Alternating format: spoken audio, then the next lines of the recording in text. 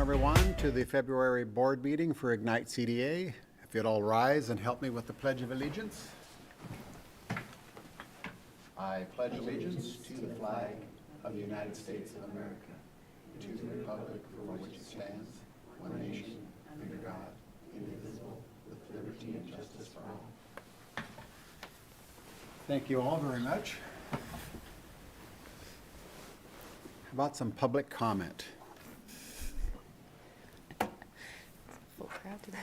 Seeing none, I'll entertain a motion for the to approve the consent calendar, which is for the board meeting minutes from last month, the payables, and the financial statements. So moved. Second. Moved and seconded. Any discussion? And I see we have 3 board members attending via Zoom, so all in favor say aye. Aye. Aye. Opposed? Motion carries. Thank you. Tony, it's time for the Executive Director's Report. Thank you, Mr. Chairman. First up on the agenda is Atlas Project Request for Proposal, RFP number 9 for Area 13. And I've shared the RFP with you, but I have it on the screen just to kind of walk through a few key points of it. The Area 13 is depicted on the screen. It's down by the water. You know, this is the area that we're really trying to activate for retail commercial use down there to really energize that part of the project site. So the RFP kind of walks through the demographics and some of the financial metrics of the community for developers who are not fully aware of this wonderful town that we live in. And just wanted to kind of highlight on page 8 here, Welch Comer has created a couple development scenarios for Area 13. While the focus of the concepts is on retail, particularly food and beverage uses, development concepts can integrate other uses such as residential or a hotel, as well by the development standards. The concepts are for illustration purposes only and are not to be construed as expressing a preference for these formats relative to any other. Developers are encouraged to submit their ideas for what will achieve the development intent of activating Area 13 with a vibrant commercial use.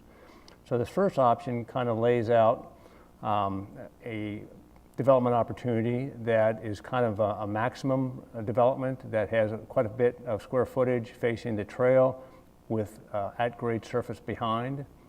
And option 2 is more of a mixed-use type product with food and beverage, retail facing the trail, as well as some potential for some condominium units. So just some ideation concepts to kind of provoke the energy of potential development teams about what can happen there. And as I shared in my email to you, we've had three goes at this area already, and we kind of know what does not work there. So if development teams, as they are interested in this, kind of converse with Welch Comer or Heartland, they'll kind of get educated on kind of the trials and tribulations that we've had with that site as they kind of come up with their concept of what we're trying to get there. So. And Phil's here if you have any other comments about or questions about the RFP regarding some of the development concepts. But that's what I just wanted to share with you and address any questions you might have. Questions? Any questions from the board members on the conference call? No No. questions. None for me, thank you. None for me either. Sounds Do like you a need a good motion idea. then to approve this? We do, and the plan would to have the proposals due on April 28th, and then we make a selection, and hopefully our intent would be to get somebody in agreement by the end of September. So that's our hopefully fast-tracked approach to this. Okay. Steve, did you have something? I was just going to ask Tony if I could. Tony, is there any one big challenge? You know, obviously, it's construction costs, right? It is one challenge that people have had in developing that, and that's everywhere. Is there anything specific to that site that have been challenges? Well, there's been kind of density and use and parking issues associated with that. I think folks have really tried to look at the residential component of this, and the cost of putting below grade parking has been a challenge for all 3 development teams. You know, one development team came forward with a hotel. They couldn't make that business model work. But everybody thought they could make residential work, either condominium or for rent, and they just couldn't make it work, mainly because of the density they wanted and some of the parking constraints.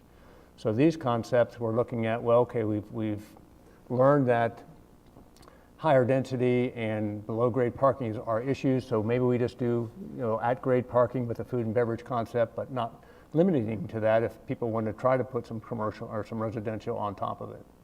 And we'll see, we're going to open it up to some different clientele that Heartland knows about, bring in some different development teams that focus on food and beverage and see if we can kind of get something to stick here.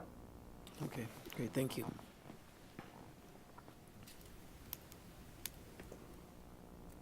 Any other questions? We need a motion then to approve and post RFP Yes. number 9. I'll make a motion to approve and post RFP number 9 for Area 13. Second.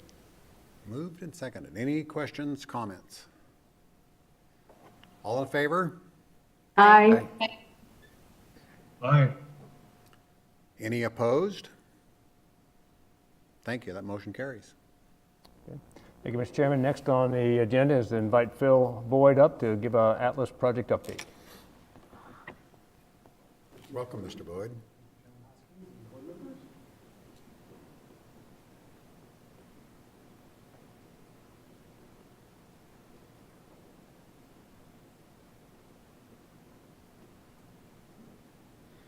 Okay. Today it'll be relatively brief, depending on how much conversation there is on the Phase 3 development progression. I'll give a little update on Atlas. The progression on, the progress on Phase 2, the 2B area up at the top, the sewer line is completed through here. We've paused on the north side sewer services because, as the board knows, RFP number 8 is out on the street. And during that process, 2 different development teams contacted us and said, hey, we see what you're planning here, but what if we did this, which is allowed under the development standards, and what they're proposing wouldn't be efficiently served by the way we have the utilities configured now. So we don't want to complete the utilities, just have to undo that if one of those other development teams. So we worked out a situation with La Riviere, who's been good about pausing their construction again, and so we've stopped the sewer construction up there, the service part of it. The main line is in. The same thing with the water utility work. This is actually down on the end of Jammer Lane, so standing down here, looking back up this direction, up Jammer Lane. This is the utility trench they're preparing to put the water line in here. The water main line will go in. The services will go in on Jammer Lane, but across Topsaw, this top part here, we worked out a deal with La Riviere just to pause construction until we open up RFP number 8 and see what's actually going to happen there. Just trying to be efficient with the way that things get constructed. And just a reminder for the board, RFP 8 proposals are due this Friday. So we're optimistic that we'll have some good proposals coming in. Phil, will that delay anything? I mean, because a lot of the RFPs, and then by the time we get DDAs and everything, will that delay any of the current or existing projects that are going on? As far as the infrastructure work? Infrastructure, right. Yes, it'll push. La Riviere had anticipated rolling into the services next week. So if we pause, I don't anticipate pausing a long time. There'll be a certain amount of risk we have to weigh of if the developer comes forward, they're a solid developer, perhaps they already have experience in Atlas now. They have a strong proposal, a good proposal number, a buildable plan. The board will kind of have to make a decision. Gee, this is a really good plan. Let's put the infrastructure to support that plan.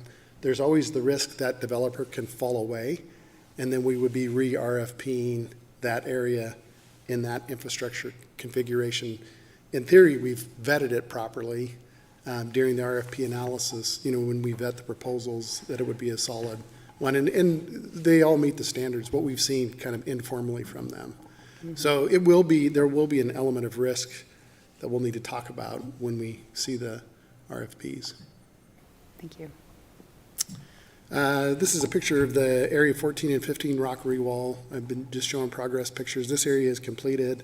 This is actually standing with the back towards Area 10, so looking down Veneer Road towards the east, and this wall is completed. These are home sites. Right where that excavator is sitting is approximately a home site, to just give you perspective where the homes will be. This is on the top, this area right here in Area 16. So they're plugging away on that. This will be complete here in the next couple of weeks. Tony mentioned RFP number 8, that's opening Friday. So phase 3, I'm trying to keep refreshing the board's memory each time I come here, because I know sometimes you guys are not as current on it as I am, so if you've heard this before, I'm sorry. I'm just trying to be complete. When we originally started the Phase 3 project, it was, we want to create a developable piece of property, so let's move Mount Hink. And so the board made that economic decision, which was a big investment to do that. We started with, let's evaluate the break-even Phase 3 option. So just looking at Phase 3 by itself, what development types do we have to do there in order to get Phase 3 to break even? And that's a pretty big nut to crack, because in that expense is picking up all that soil and moving it away to Ramsey. So the magnitude is very large.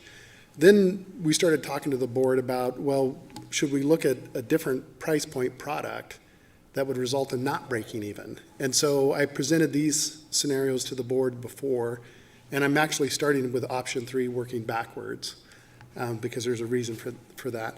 This was the break-even option, and it had townhomes up here and single-family homes in this area. And this got us to a break-even point.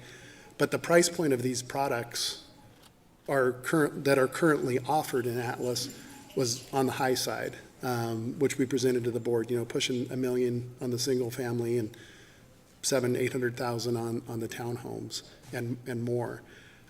We looked at this cottage court idea, which the board kind of liked this idea. It brought the price point down. It was twin homes, so a duplex. And the board liked this idea and asked us to vet it. And then there was this single-family option that we didn't pursue much further, but we did pursue this twin home. So last month, I brought this forward and showed this idea. And we're doing this very incrementally, so we don't invest a bunch of time and get too far off course where the board wants to be. And so I was showing this, and Commissioner Metz actually made the comment, how marketable, it was a question, is this marketable? And can we get Heartland to weigh in on that? And so that was a very good, insightful question, because as we started digging in a little bit, Heartland believes that this is very marketable because it's nice and cute and has a courtyard. But to say they kind of went nuts might be an understatement when they started looking at this, and these are dumb idea. Who came up with this? And they weren't that crass about it, but we did study it and it just didn't seem very marketable.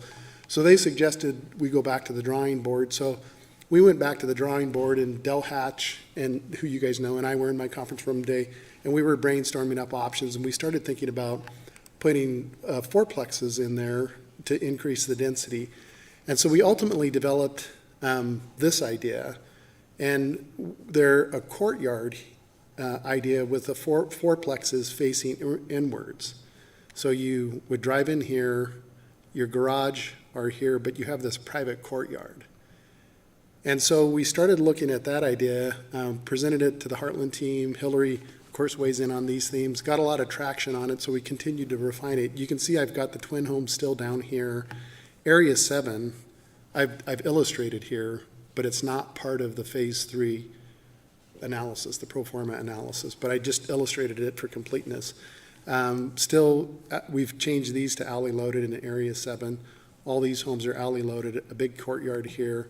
And then we started looking at this fourplex, and I'll show you a little bit more detail on it because I want to gauge your guys' reaction to this. To refresh the board's memory, these twin homes are still, pretty big number. $750,000 is the price point, 1,900 square feet on a 3,200 square foot lot. The residual land value is somewhere around $82,000 a lot, and those are still high numbers. Looking at this courtyard fourplex, the idea would be to go in and sell the entire north part here, and essentially result in a condo plat. So a buyer is buying one unit. Let me switch to this one. So you might be buying unit 1 here. It's 2 stories, maybe it's 2,000 square feet. It has a garage, and you're buying just that unit. The driveway and the courtyard is shared common space. If you're looking at unit 2 here, your garage would be here. And the thing that's a little bit interesting about this, or to me anyway, is you come out of your garage, walk through the courtyard to get to your unit here. But the point is that your front door sits in this courtyard, and it's not just limited to this. This courtyard would run this entire length through here. And so this got pretty good traction with our team, but Tony's been asking that we just approach this very incrementally and not get ahead of our skis, so to speak, until the board's had opportunity to look at this and think about it and provide us some direction on it. So I'll kind of pause right there just to answer any questions the board members might have. Mr. Chairman? Phil, so basically 2, 3, 7, 6, those are all detached garages, right? Yes. And the other ones are Correct. attached garages, okay. And this number, these 2, 3, 6, and 7 units are probably, in this illustration, a 1,200 square foot, 1,400 square foot unit with a detached garage here. And square feet of those units, then again, is that? This number 1 unit could be about 2,000 by the time you have the main floor and the upper floor that would go over the garage. And then say for number 2, the livable square footage there? 1,200 square feet, something like that. We're working to kind of wedge these in the space that we have overall here. We actually shortened these lots up a little bit to create enough width in there and to maintain this. This is at a very high conceptual level. We haven't got anywhere close to preliminary design, but we've got it close enough to be able to dimension the homes or the units and fit them in there to make sure that they fit. So if you're looking at price points again, you're probably looking at $750 and then in the 5 to 6 then. So 5 to 6 for the detached Yes. garages and then again $750 for the attached ones. Which brings up another idea. As I was showing this to Tony, he made the comment, because we've increased the density here. Originally, in this configuration, there was 26 lots here, so 26 units. This has 40 dwelling units. So we increased the density quite a bit. And Tony made the comment, perhaps this is an area where we look at doing a fair reuse appraisal solicitation on it, as opposed to a market-driven one. So kind of takes me to the next slide here, is do we go in and, one way is to put it out as a market rate RFP, dictate that this is the product we want. You got to build it in a configuration similar to this, but we want market rate RFP. So that's one approach, and we'll probably be at the price point you just mentioned, Commissioner Widmeyer, somewhere in there. The other option would be to say, we want the price point to be $400,000 or $350,000 for the small one, and $500 for the big one. Tell us what the land sale needs to be, and maybe that's $1, maybe it's $50,000, but it's just similar to what you guys have disposed of with other property, like in Midtown. So I don't know that the board needs to make any kind of decision at this point. It's just more tossing out the ideas to take the board's temperature and get some direction from y'all. So the idea here would be to see if the board wants to pursue any type of missing middle type of housing here. So we would have the ability here to use one of our other models is to, if we just RFP that northern part above the road there as one big unit, and as Phil said, really prescribe what we want to do there, and these are the price points we want to have, then we do the reuse appraisal process to say what the developer needs to get that dirt for to make this work. Given these constraints, what do you need the dirt for? Could it be $0 or $0 up to fair market value based on what we're requiring the developer to do. So that would be another way to look at this if the board would choose. And then you would keep those affordable, we would deed restrict them, we would use whatever model is best that the community is coming up with. I mean, there's all kinds of models that we know about that are out there, but is this a place that we want to try to deploy some type of product like that? It's a complicated process to go down that route of the deed restrictions and the price and all of that. You know, not that it can't be done, and we don't want to not do things because they're hard, but it is a lot of strings you would need to attach to that. And, you know, what's the length of the deed restriction? If someone, basically, if you do the reuse and you're going to sell the land for less to offset price, so someone gets a unit for $350, then what's their ability to sell it? And that's going to be stated in the deed restriction, obviously. But so it's a lot different process in this, even different from Midtown, because that is an owner building, right, and a for rent product, where this is going to be single owner, could buy it, and then in 2 years want to turn around and sell it. So that's where it gets a little complicated. And that's why I wanted to point out in this slide that if we head down this path, even if we go to market rate, but the board really wants to kind of push this idea, this is a little bit more complicated. And when developers look at it, we don't want them to go, there's a lot here to figure out. And we don't want to figure that out. We want to take the risk to figure it out. So what we discussed with Tony is, do we figure that out? Do we take it and march it along through the city process a little bit, get enough detail in there where when you offer it up to the developer, you can say, we've got this figured out, we've got this figured out, here's how this works, this is what you'll do. You'll only have to do this bucket of tasks. So we take some of the uncertainty out of their process, which of course, when you hope, when you take uncertainty out, it reduces risk and encourages them to propose on it. Whether that's market rate, just by itself, we think we're going to have to do something like that. If we head down this other path, as you said, Commissioner Whitmire, it gets even more complicated because there's more questions about fair reuse appraisal. What's the deed restriction look like? How long does it go on? What are extenuating circumstances where I can get out of the deed restriction? All kinds of things we would have to look at. I'm sure there are models where it's worked in a lot of other places, but then the only thing you have to factor in is you have to take this model that worked over here with all their deed restrictions, and then you have to place it in our market.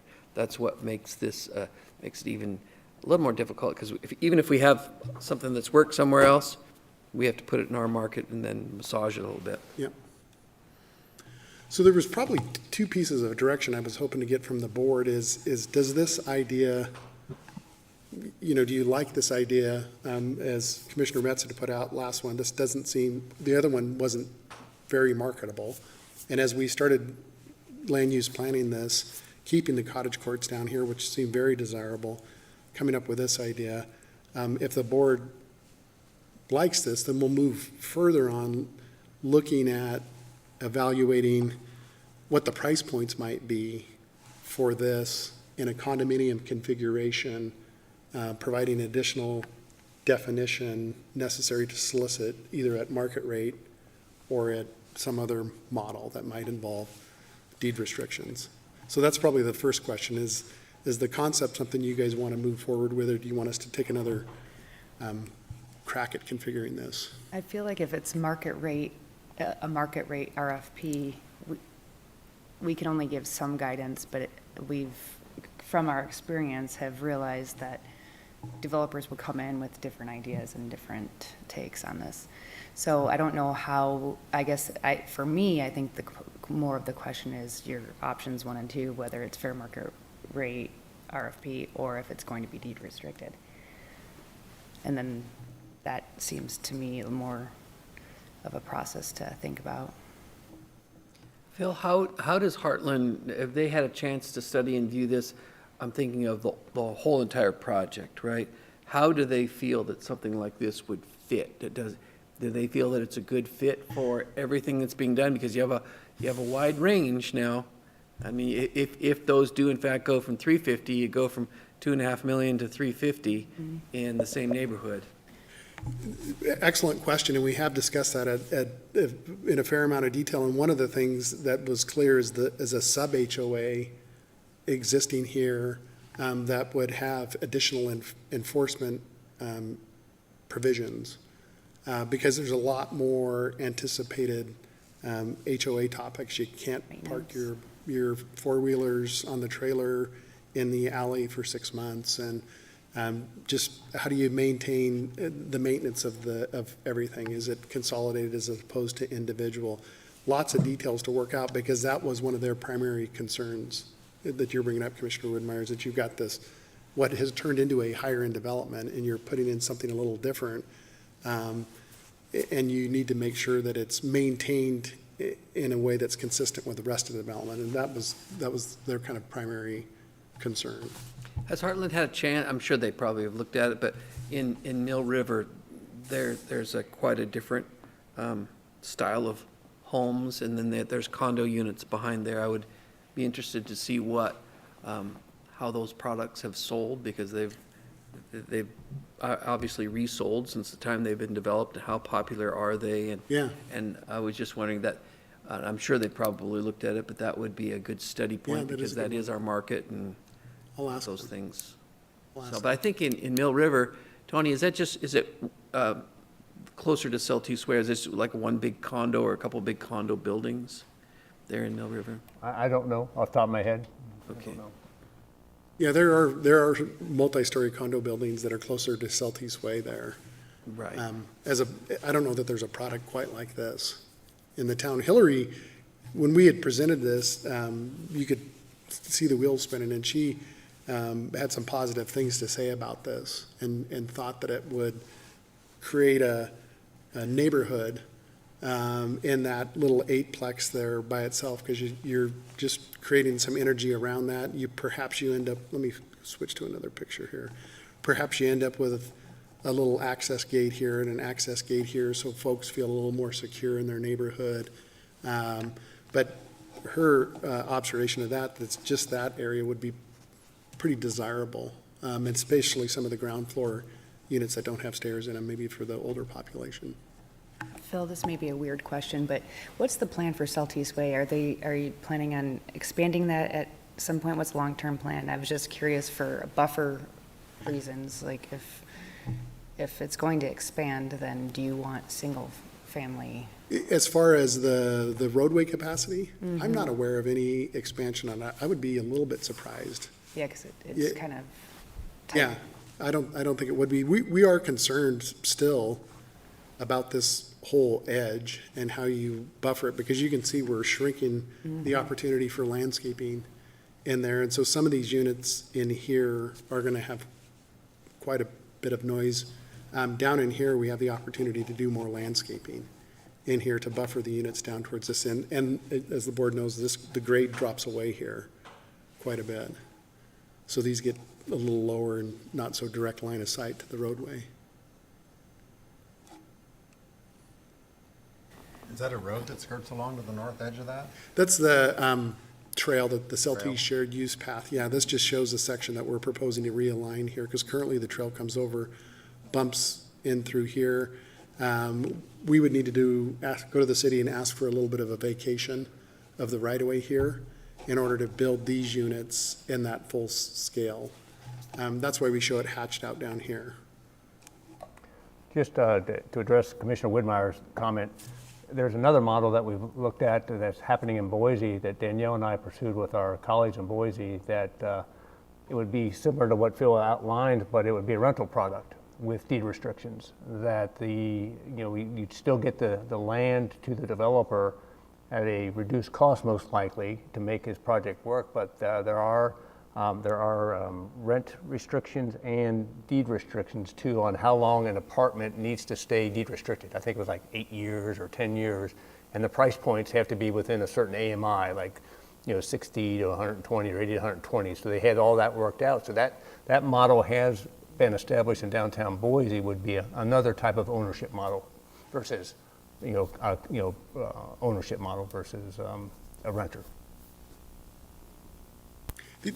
The other option that still exists out there is not show any of this, just RFP the parcel and see what the developers come up with and not attempt to dictate anything in this area and let them bring the ideas forward. As I had mentioned kind of at the first part of the presentation, our first objective was to get a developable site, and then we started heading down this path of, gosh, we got to generate enough revenue to break even.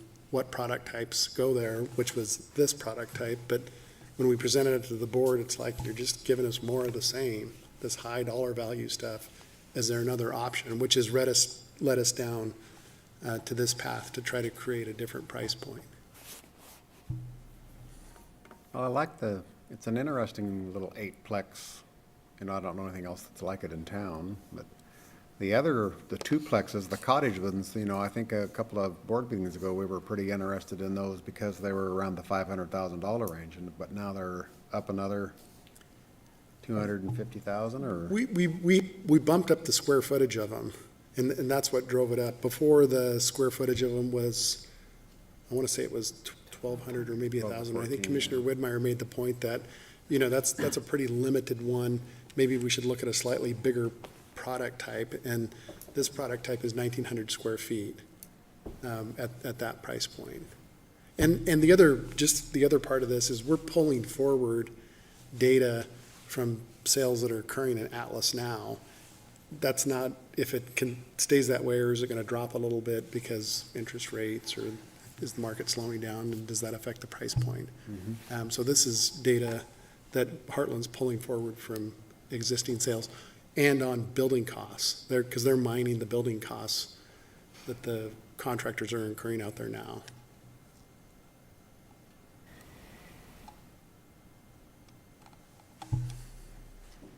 So Tony, the RFP for, is it Area 8, that's this Friday? Yes. And I know that's a different product, but it's also going to gauge for us what the market is out there. Exactly. And so I think that may determine maybe even our decision on what we do this. Again, different product, Yeah. but still building stuff. Right. And we'll see if we have a lot of people that submit stuff on Area 8, that's good news, where we might be able to do something here, maybe Yeah. a little different. If we get minimal or not very good ones, that's going to be another decision point. Good point. And maybe that's what we do, is we just pause for a month and see what shakes out here on RFP 8, and bring that forward at the next board meeting, where we have two things in hand, is at least some initial results out of that, and talk about phase 3. And we're not on a decision point for here, this is No, just for. we're not at a decision point now. It's just, as phase 3 continues, there's going to be some issues on infrastructure about where things go. And so if we have an idea of where the board wants to go with a development type, that would help on kind of getting laid out the infrastructure, sewer, water, roads, where things have to go. So it's nothing critical at this time, but it'll be coming, not too distant future. And I would say the concept certainly has merit. It's not something that we should just tear up and throw away. Okay. Well, then maybe what we'll do is pause for a month Yeah. until we see some results, and bring that information forward along with, look at this again. The RFP 8 will be decided at next board meeting? We are hoping to have that, hopefully. Yeah. Yeah, it should If be by everything March goes good, 15th. so yeah. we'll have a good idea then, Steve, and maybe we just pause for a month and like the concept, it's kind of neat, something different. Okay. Well, very good. Any more questions for me? Any questions from the conference Not call me. people? I had a couple thoughts and a question, but I think I'll just hold everything and let's meet next month after we see the RFP.